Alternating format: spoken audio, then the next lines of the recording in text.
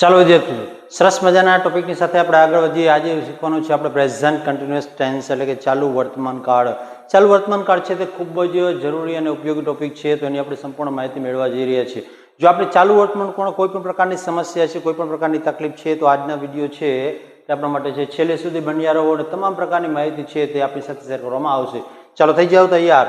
આજે જે શીખવા જઈ રહ્યા છીએ તેની અંદર સૌપ્રથમ વાત કરીએ તો ચાલુ વર્તમાન કાળ શું છે. ચાલુ વર્તમાન કાળ એટલે એવી ઘટના અથવા એવી ક્રિયા કે જે અત્યારે આપણે બોલીએ છીએ ત્યારે અથવા તો આ સમયે ચાલુ છે. ઘણી વખત ધારણાને ધ્યાનમાં રાખીને પણ આ રજૂઆત કરવામાં આવી રહી હોય છે. તો અહીંયા જોઈ શકીએ છીએ કે અહીંયા આપણને કીધું છે કે જે કાર્ય હમણાં ચાલી રહ્યું છે, એટલે કે જે તે સમયે આપણે બોલીએ છીએ ત્યારે તે ક્રિયા ચાલુ છે તેવું દર્શાવવા માટે વપરાતો કાળ એટલે ચાલુ વર્તમાન કાળ. શું કીધું છે? જે કાર્ય હમણાં ચાલી રહ્યું છે તે બતાવવા માટે આ કાળ વપરાય છે. બરાબર. તો આ કાળ વપરાય છે શેના માટે? તો કે જે કોઈ પણ ઘટના અથવા ક્રિયા જે છે આ સમયે ચાલુ છે તેવું દર્શાવવા માટે. તો એની અંદર સૌથી મહત્વની બાબત કહીએ તો તે શું છે? તો કે હેલ્પિંગ વર્બ. અને હેલ્પિંગ વર્બ જે છે તે કઈ કઈ જગ્યાએ એટલે કઈ રીતે વપરાય છે? તો કે કર્તા તરીકે જ્યારે આઈ હોય તો તેની સાથે સહાયકારક ક્રિયા તરીકે હેલ્પિંગ વર્બ છે તે એમ વપરાય છે. ત્યાર પછી હી, સી અથવા ઇટ કોઈ પણ હોય તો તેની સાથે ઇઝ વપરાય છે. અને યુ, વી અથવા ધે તેની સાથે શું વપરાય છે? તો કે આર વપરાય છે. ટૂંકમાં કહીએ તો આ ત્રણ જે સહાયકારક ક્રિયાપદ છે હેલ્પિંગ એમ, ઇઝ અને આર આ ખૂબ જ મહત્વના બની રહે છે, કેમ કે જે તે સમયે ક્રિયા ચાલુ છે તેવું દર્શાવવા માટે આ વપરાય છે. તો હવે જ્યારે ચાલુ કાળની અંદર આગળ વધીએ છીએ તો સૌપ્રથમ આઈએનજી માટેના કેટલાક નિયમ જે છે તે નિયમની ચર્ચા કરવી પડે. જો આ ચર્ચા ન કરી હોય તો આપણને થોડી સમસ્યા રહે. તો સામાન્ય રીતે કોઈ પણ ક્રિયાપદને અંતે આઈએનજી લગાડવાનું. શું લગાડવાનું આવે છે? તો કે આઈએનજી લગાડવામાં આવે છે. તો ત્યારે તે શું બની જાય છે? તો કે વર્તમાન કૃદંતનું રૂપ બની જાય છે, જેને આપણે આઈએનજી વાળું રૂપ કહીએ છીએ. ફોર એક્ઝામ્પલ કહીએ તો અહીંયા રીડ, આ રીડ જે છે તેની પાછળ શું લગાવવામાં આવે? તો કે આઈએનજી લગાડવામાં આવે. શું લગાવીએ છીએ આપણે? આઈએનજી. તો આ જરૂરી છે કે તે દરેક જગ્યાએ હેલ્પિંગ વર્બની સાથે શું લગાવવામાં આવે છે? મુખ્ય ક્રિયાપદની પાછળ આઈએનજી લગાડવામાં આવે છે, ત્યારે તે ચાલુ કાળ દર્શાવે છે. ત્યાર પછી બીજો નિયમ એવો છે કે જો કોઈ ક્રિયાપદને અંતે ઈ આવેલો હોય, શું આવેલો હોય? તો કે ઈ, તો ઈને દૂર કરી નાખવાનો છે અને પછી આઈએનજી લગાડવાનું છે. ફોર એક્ઝામ્પલ આપણે કહીએ તો લાયક. અહીંયા લાયક જે છે તેનું આપણે કરીએ તો શું થશે? LEIKING, એટલે કે એ નીકળી જશે અને શું થશે? ING, liking. ત્યાર પછી યુઝ, તો યુઝનું શું થશે? તો કે યુઝિંગ. તો આ પ્રમાણે આ નિયમ યાદ રાખવાનો છે. કોઈ પણ ક્રિયાપદને અંતે ઈ આવેલો હોય તો તેનું વર્તમાન કૃદંત રૂપ બનાવવાનું થાય ત્યારે શું કરવાનું છે? તો કે ઈને દૂર કરવાનું છે અને પછી આઈએનજી લગાડવાનું છે. ત્યારબાદ તેના પછીના નિયમની ચર્ચા કરીએ તો જો કોઈ ક્રિયાપદને અંતે શું આવેલું હોય? તો કે વ્યંજન હોય અને તેના પહેલા એક જ સ્વર આવેલો હોય તો તે છેલ્લા અક્ષરને બેવડાવવાનો છે અને પછી આઈએનજી લગાડવાનું છે. એક્ઝામ્પલ જોઈએ તો ખ્યાલ આવશે આપણને. ફોર એક્ઝામ્પલ કહીએ તો કે સીટ. અહીંયા જોશો SIT એટલે કે અહીંયા ટી આવેલો છે એટલે કે વ્યંજન છે, તેના આગળ આઈ છે. અથવા એમ કહીએ કે આખા અહીંયા જે જોડાયેલા શબ્દ છે તેની અંદર એક જ શું છે? સ્વર છે. તો ત્યારે આ ટીને બેવડાવવાનો છે ને પછી આઈએનજી લગાડવાનું છે. તો એનું શું થશે અહીંયા? તો કે SITTING, સિટિંગ. તો અહીંયા જુઓ છો મિત્રો કે ડબલ ટી થયો છે અને ત્યાર પછી શું લાગ્યું છે? આઈએનજી લાગેલો જોવા મળે છે. તો આ પ્રમાણે તો આ સામાન્ય નિયમો છે તે આપણે યાદમાં રાખવાના છે. બરાબર, જે આપણને ખૂબ જ ચાલુ વર્તમાન કાળને દર્શાવવામાં ઉપયોગી થવાના છે.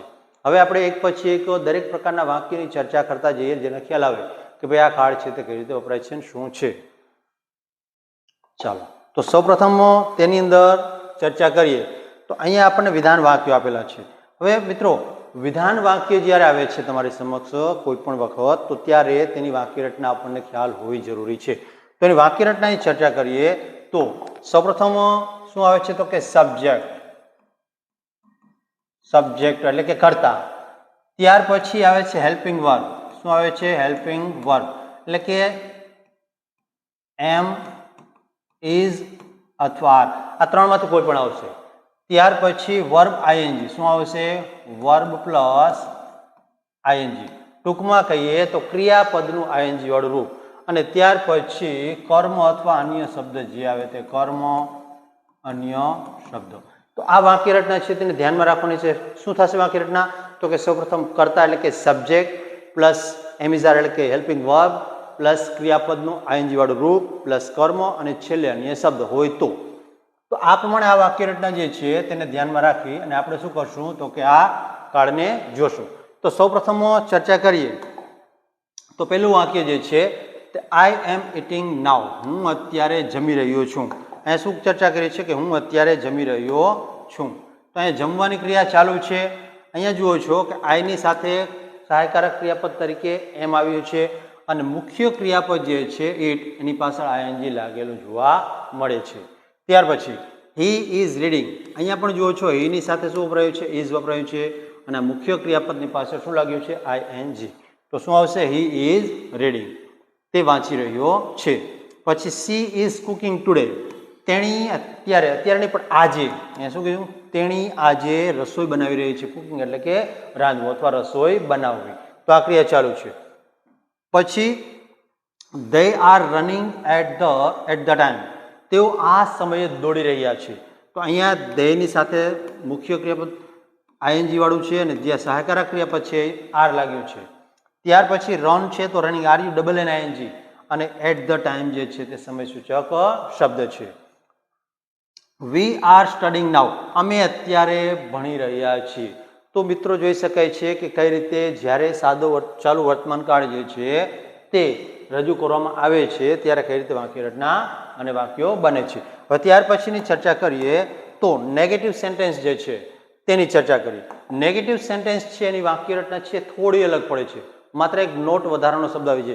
તેની ચર્ચા કરીએ તો શું આવે છે પેલા, તો કે કરતા આવે છે. પેલા કરતા એટલે કે સબ્જેક્ટ પ્લસ એમ ઇઝ અથવા આર અને પછી શું આવી જશે અહીંયા વધારાનો શબ્દ એક, તો કે નોટ આવશે.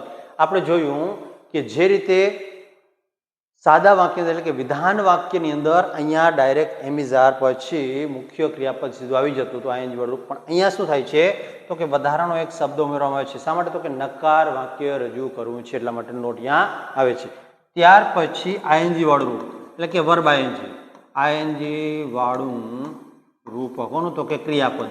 અહીંયા કર્મ અને અન્ય શબ્દો, બરાબર, તો જો હોય તો આ પ્રમાણેની વાક્ય રચના જે છે તે અહીંયા તમને જોવા મળશે.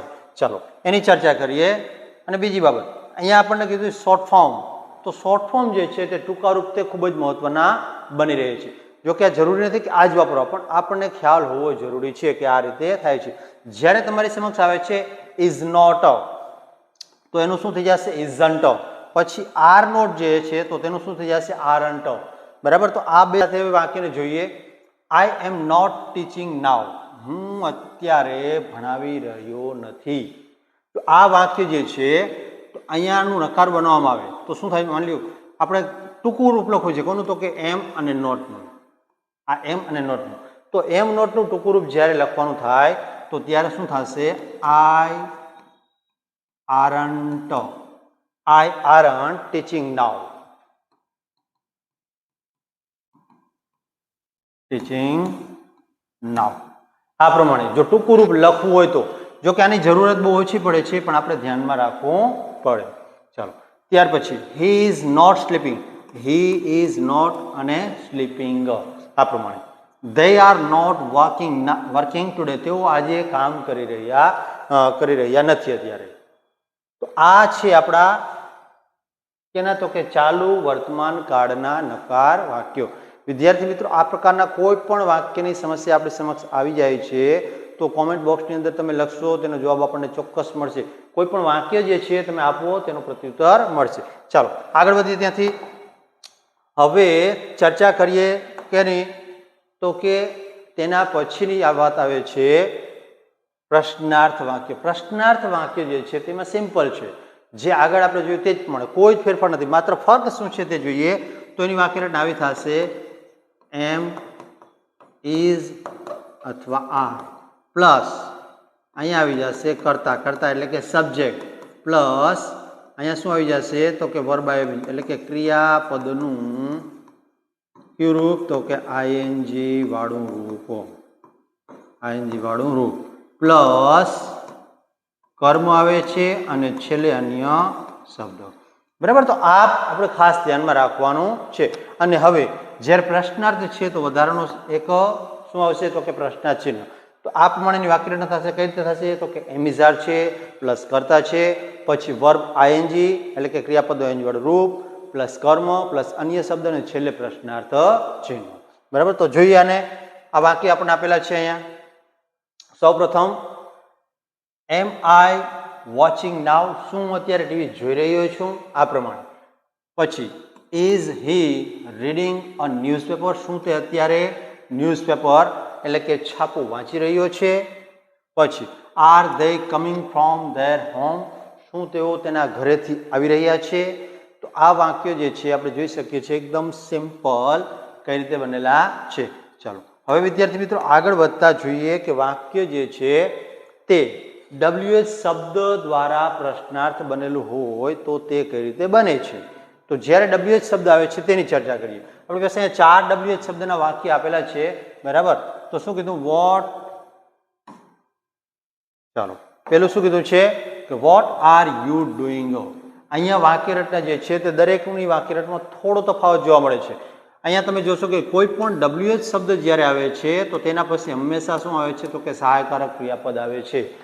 બરાબર ને? ત્યાર પછી અહીંયા તમને કર્તા જોવા મળશે, અને જો કર્તા ન હોય તો ક્રિયાપદ, એટલે ટૂંકમાં હું વાળા વાક્યમાં ક્યારેય કરતા હશે નહીં. તો અહીંયા જોઈ શકો છો. હવે પેલા પ્રથમ વાક્ય જે છે તેની ચર્ચા કરીએ. વોટ આર યુ ડુઈંગ એટલે કે તમે અત્યારે શું કરી રહ્યા છો જ્યારે આ રીતે રજૂઆત કરી છે ત્યારે. પછી વેર ઇઝ હી ગોઈંગ, તે ક્યાં જઈ રહ્યો છે? કોઈકને ક્રિયા જવાની ચાલુ છે તો તેના વિશે માહિતી જ્યારે મેળવવાની હોય ત્યારે પૂછવામાં આવે છે ક્યાં જઈ રહ્યો છે. પછી વાય આર ધે લાફિંગ, તેઓ શા માટે હસી રહ્યા છે? કારણ પૂછ્યું છે તો અહીંયા વાય શબ્દનો ઉપયોગ કર્યો છે. તમે જુઓ છો કે સિમ્પલ વાક્ય જે છે આગળ આપણે જે પ્રશ્નાર્થ વાક્ય જોયા તે જ પ્રકારના, માત્ર ફરક શું પડે છે તો કે અહીંયા આપણે એક WH શબ્દ જે છે આગળ લગાવી દેવાનો, પાછળનું વાક્ય જેમનું તેમ હોય છે. ચાલો ત્યાર પછી હુ ઇઝ મેકિંગ ચપાટી, ચપાતી કોણ બનાવી રહ્યું છે?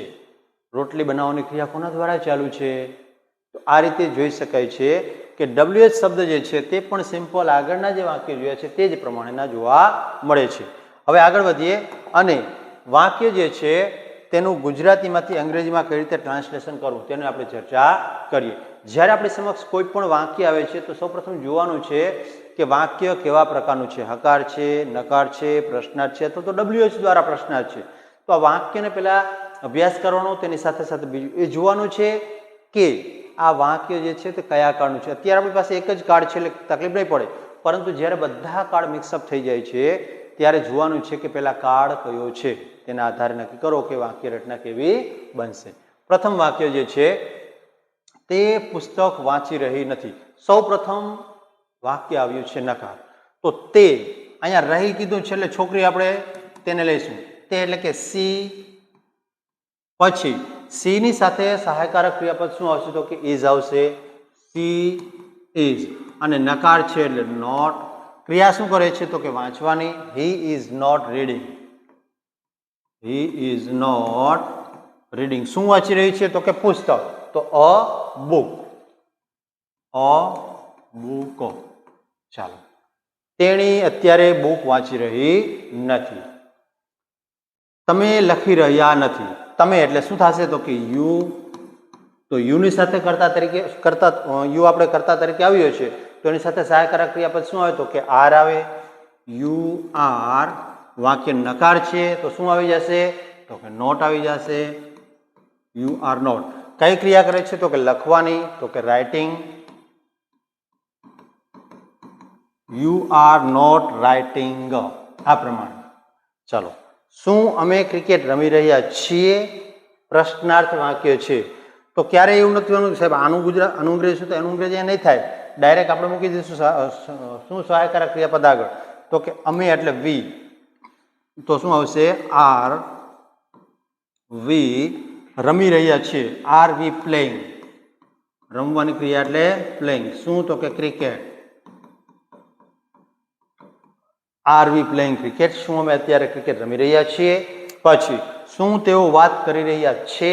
ફરી વખત વાક્ય પ્રશ્નાર્થ છે તો અહીંયા તેઓ એટલે કે ધ્યેયને ધ્યાનમાં રાખીને કરતા શું સહાયકારક ક્રિયાપદ શું આવશે તો કે આર. આર ધ્યેય. કઈ ક્રિયા કરે છે તો કે વાત કરવાની. વાત એટલે કે ટોકિંગ. આર ધ્યેય ટોકિંગ વાત કરી રહ્યા છે, તેઓ વાત કરી રહ્યા છે. આર ધે ટોકિંગ એ નાવ શબ્દ એવો લખીએ ચાલે, પણ અત્યારે એવું નથી લખ્યું એટલે આપણે એને ઉમેરતા નથી. શું આવશે? R they talking. શું તેઓ વાત કરી રહ્યા છે? શું હું પાણી પી રહ્યો છું? ફરી વખત કરતા તરીકે શું આવ્યું છે? તો કે આઈ. હું એટલે આઈ, તો અહીંયા આપણે આવશે એમ આઈ. શું કરવાની ક્રિયા છે? તો કે ડ્રિંક. એમ આઈ ડ્રિંકિંગ. એમ આઈ ડ્રિંકિંગ વોટર? ચાલો, તો આ થઈ ગયા આપણા વાક્યો. હું શું અત્યારે હું પાણી પી રહ્યો છું, આ પ્રમાણે. હવે આગળ વધીએ, તેના પછીના વાક્યની ચર્ચા કરીએ તો ચાલો, તે રસોઈ બનાવી રહી છે. ફરી વખત રહી છે. આના આધારે ખ્યાલ આવશે કે હી તરીકે જે છે વપરાયું છે તે છોકરી છે કે છોકરો. તો અહીંયા છોકરી છે, તો ફરી વખત શું આવશે? સી. અને વાક્યનો પ્રકાર કેવો છે? તો કે વિધાન વાક્ય છે. તો શું આવશે? સી ઇઝ બનાવવું એટલે કે મેકિંગ.